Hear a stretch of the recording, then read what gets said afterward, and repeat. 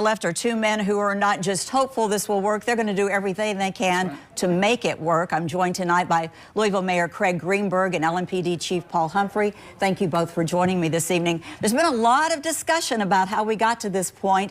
What does the consent decree mean for the city and the police department moving forward?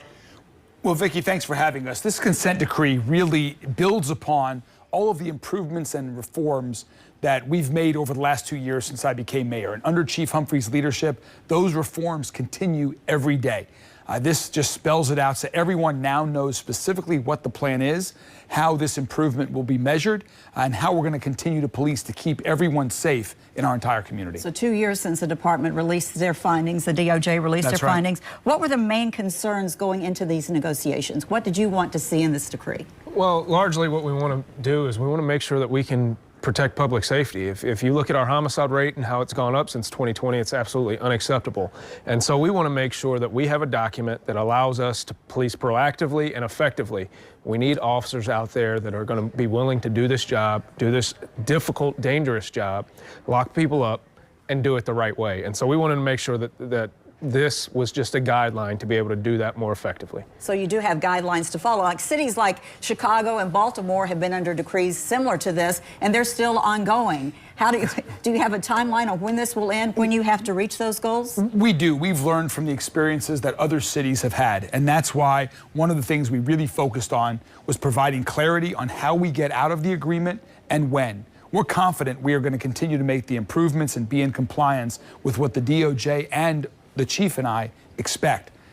At some point, it's time to get out, continue making improvements well beyond the consent decree. And so we've learned from that. We've capped the costs that we're going to have to pay to an out-of-state monitor to oversee all of the performance reviews, that the data collection for LMPD, and the time period as well. No city in America has ever had a time period like this. We're confident we can be a new model for reform and improvement for community policing in America. Tell us about this independent monitor. You won't just be policing yourself. There's somebody else that will be overseeing this.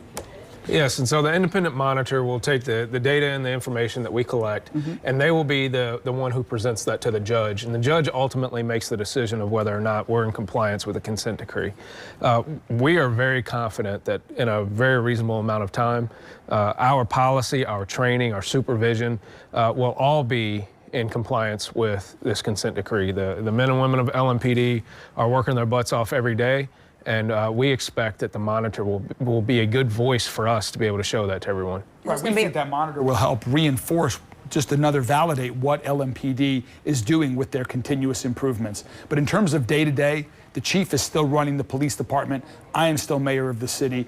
No one from the federal government is telling us what to do on a day-to-day basis. And isn't there going to be a process set up where the community can also monitor your success? Yes, so we'll make sure that all of the data and information that's produced out of this is on a public-facing dashboard. I think it's, when we talk about transparency is about producing information in context in a way that the average person can understand. And so regardless of consent decree or not, we think that's very, very important to be able to do that and to be able to tell the story of what officers are doing. We've heard from Breonna Taylor's mother and others who are a little skeptical about this, if this will work. I know you've been working on this for a couple of years. Are you already seeing that you are building trust in the community with the things that you've already accomplished? We believe so. We believe that focusing on proactive community policing, getting involved in neighborhood organizations, getting to know faith leaders, small business owners, residents, that is what LMPD is doing every day to continue to build trust with the community. And that's our goal. That's the plan, that's the goal. We're continuing also to recruit new officers. We need over 200 new officers at LMPD, and we're confident with this we'll be able to help continue to recruit officers who want to be a part of the solution. Now is the time for our community to come together.